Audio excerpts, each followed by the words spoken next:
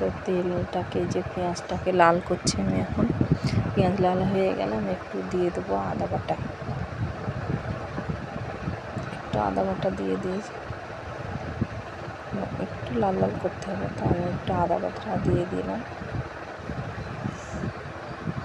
আদা বাটা দেওয়ার পরে যে আদা বাটা দিয়ে দিলাম একটা,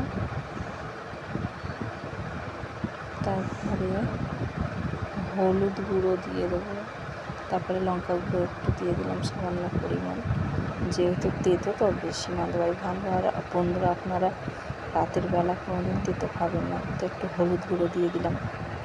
তো তেতো দিনের বেলা দুপুরবেলায় খাবে, কিন্তু রাত্রেবেলা তেতো খাবে না। আর কে কে রাতে খান কমেন্টে জানাবেন। আমরা কিন্তু রাতে খাই না, আমরা দুপুরেই খাই।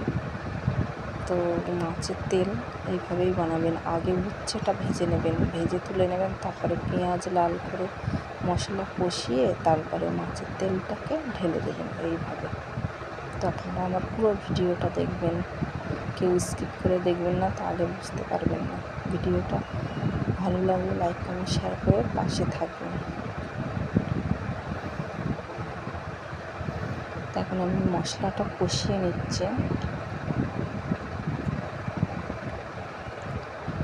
মশলাটা কষানো একটু তেলের উপরে হয়ে আসবে, তারপরে আমি দিয়ে দেবো মাছের তেলটা।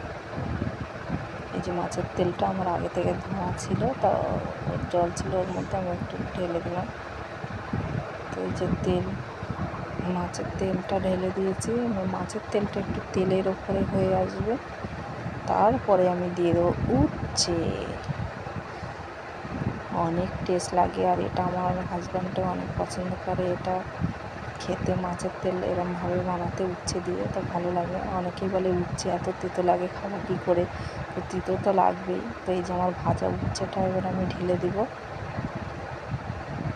আমার ছোট্ট একটা বাবু আছে, ওই ছোট্ট বাবুটা ও খায় উচ্ছে, ও তো অনেক পছন্দ করে।